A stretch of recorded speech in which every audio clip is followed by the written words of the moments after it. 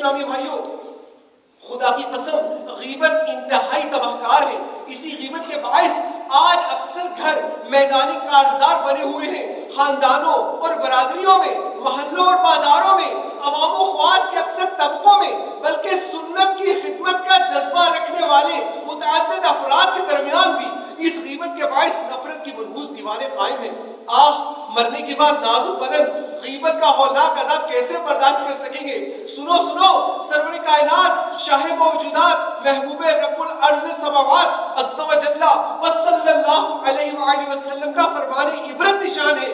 معراج کی رات میں ایسی عورتوں اور مردوں کے پاس سے گزرا جو اپنی چھاتیوں کے ساتھ لٹک رہے تھے، تو میں نے پوچھا اے جبرائیل یہ کون لوگ ہیں؟ عرض کی یہ منہ پر عیب لگانے والے اور پیٹھ پیچھے برائی کرنے والے ہیں، اور ان کے متعلق اللہ عز و جل قرآن پاک میں ارشاد فرماتا ہے، ترجمہ کنز الایمان، خرابی ہے اس کے لیے جو لوگوں کے منہ پر عیب کرے اور پیٹھ پیچھے بدی کرے۔ سرکار دو عالم، نور مجسم، شاہ بنی آدم، رسول محتشم صلی اللہ علیہ وآلہ وسلم کا فرمان عبرت نشان ہے۔ میں شب معراج ایسی قوم کے پاس سے گزرا جو اپنے چہروں اور سینوں کو تانبے کے ناخنوں سے نوچ رہی تھی۔ میں نے پوچھا اے جبرائیل یہ کون لوگ ہیں؟ کہا یہ لوگوں کا گوشت کھاتے یعنی غیبت کرتے تھے اور ان کی عزتیں خراب کرتے تھے۔ مفسر شہیر حکیم الامت حضرت مفتی احمد یار خان علیہ رحمت الحنان فرماتے ہیں ان پر خارش کا عذاب مسلط کر دیا گیا تھا، اور ناخن تانبے کے دھار اور نوکیلے تھے، ان سے سینہ چہرہ کھجلاتے تھے اور زخمی ہوتے تھے۔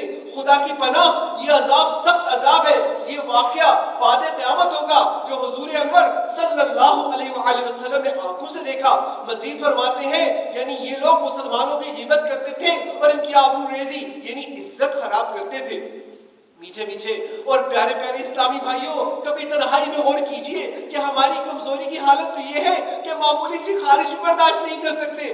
ناخن کا معاملہ چرکا یعنی ہلکا سا چیرا بھی سہا نہیں جاتا، تو اگر غیبت کر کے بغیر توبہ کیے مر گئے اور تانبے کے ناخنوں سے چہرہ اور سینہ چھیلنے اور نوچنے کی سزا دی گئی تو اس سخت ترین اذیت کی سہار کیوں کر ہوگی؟ غیبت کی ایک اور دل ہلا دینے والے عذاب کی روایت سنیے اور تھر تھر کانپیے۔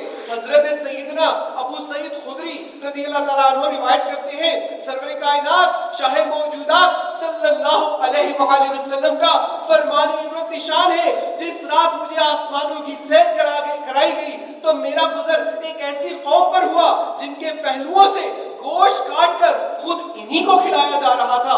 انہیں کہا جاتا کھاؤ، تم اپنے بھائیوں کا گوشت کھایا کرتے تھے۔ میں نے پوچھا اے جبرائیل یہ کون ہے؟ عرض کی گئی آقا یہ لوگوں کی غیبت کیا کرتے تھے۔ حضور نبی کریم رؤوف الرحیم صلی اللہ علیہ وآلہ وسلم کا فرمان عظیم ہے جو دنیا میں اپنے جس بھائی کا گوشت کھائے گا یعنی غیبت کرے گا، وہ یعنی جس کی غیبت کی تھی قیامت کے دن اس کے قریب لایا جائے گا اور اسے کہا جائے گا اسے مردہ حالت میں بھی کھا جس طرح اسے زندہ کھاتا تھا۔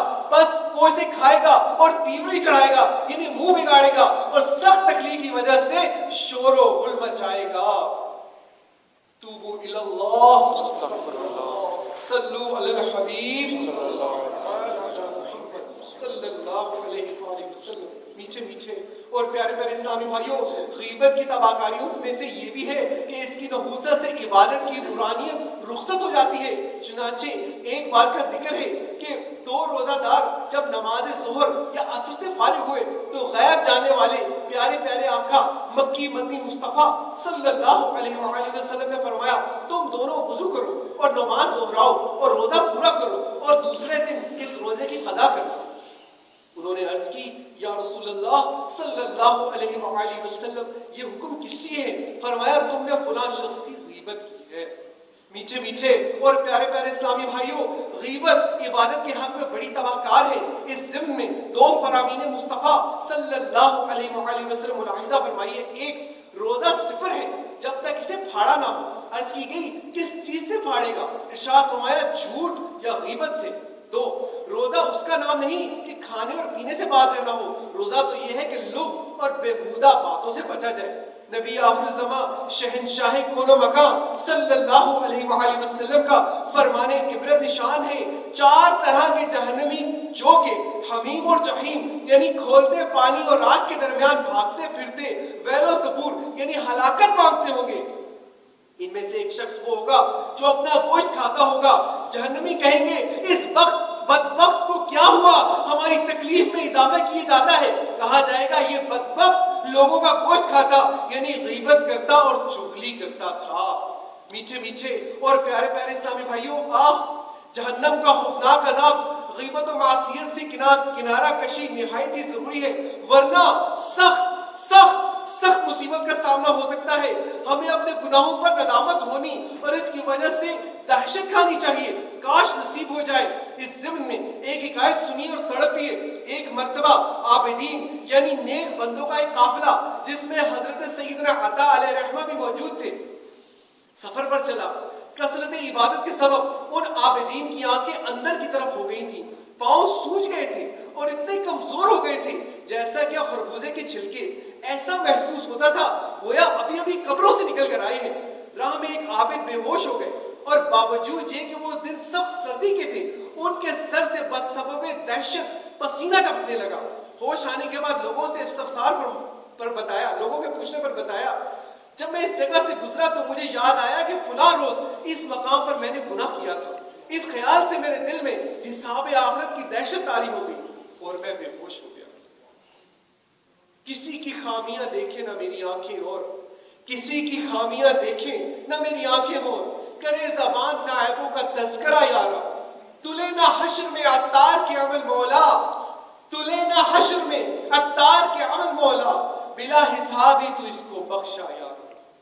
حضرت سیدنا عبداللہ بن مسعود رضی اللہ تعالیٰ عنہ فرماتے ہیں، ہم بارگاہ رسالت صلی اللہ علیہ وسلم میں حاضر تھے کہ ایک آدمی اٹھ کر چلا گیا۔ اس کے جانے کے بعد ایک شخص نے اس کی غیبت کی تو نبی حاشر رسول صابر و شاکر محبوب رب قادر عز و جل صلی اللہ علیہ وآلہ وسلم نے حکم صادر فرمایا خلال کرو۔ اس نے عرض کی کس وجہ سے خلال کروں، میں نے تو گوشت نہیں کھایا، تو ارشاد فرمایا بے شک تو نے اپنے بھائی کا گوشت کھایا، یعنی اس کی غیبت کی۔ اس حدیث پاک سے وہ لوگ عبرت حاصل کریں جو کہ اپنی مجلس یعنی بیٹھک سے اٹھ کر جانے والے کے بارے میں اس طرح کی باتیں کر کے غیبتوں کا ارتکاب کرتے ہیں۔ مثلا یار وہ گیا جان چھوٹی، اس نے بور کر دیا تھا، خواہ مخواہ بحث کر رہا تھا، اپنی چلائے جا رہا تھا، کسی کی نہیں سنتا، ڈیڑھ ہوشیار ہے، چکنی کرتا ہے، بات بات پر ہاں ہاں کر کے ہنستا ہے، سیدھے وہ بات کہاں کر رہا ہے، وہ لچا اور ٹیڑھا ہے۔ ہاں بھائی ایسوں سے اللہ بچائے، پیٹ کا تو تھوڑا ہلکا ہے، بی بی سی ہے، بی بی سی ڈھول ہے، تم نے وہ بات جو اس کے سامنے کی نا اس کا آپ خوب ڈنکا بجائے گا۔ ہاں یار آئندہ یہ آئے تو بات بدل دیا کرو کیونکہ اس کے پیٹ میں کوئی بات نہیں رہتی وغیرہ۔ ام المومنین حضرت سیدتنا ام سلمہ رضی اللہ تعالی عنہا سے کسی نے غیبت کے بارے میں معلومات کی، سوال کیا تو ام المومنین نے فرمایا ایک دفعہ جمعہ کے روز میں صبح کے وقت اٹھی، رسول اللہ صلی اللہ علیہ وآلہ وسلم نماز فجر کے لیے تشریف لے گئے۔ اتنے میں انصار کی عورتوں میں سے ایک پڑوسن میرے پاس آئی اور کچھ مردوں اور عورتوں کی غیبت کرنے لگی۔ میں بھی غیبت میں شریک ہو گئی اور ہم دونوں ہنسنے لگی۔ رسول اللہ صلی اللہ علیہ وآلہ وسلم صبح کی نماز ادا کر کے تشریف لائے تو ان کی آواز سن کر ہم دونوں خاموش ہو گئی۔ آپ صلی اللہ علیہ وآلہ وسلم نے گھر کے دروازے میں کھڑے ہو کر اپنی چادر مبارک کا کونا پکڑ کر اپنی ناک پر رکھ لیا اور ارشاد فرمایا اف جاؤ دونوں کہہ کر کے پانی سے منہ صاف کرو۔ میں نے کہہ کی تو منہ سے بہت سا گوشت نکلا، اسی طرح دوسری عورت نے بھی گوشت کی کہہ کی۔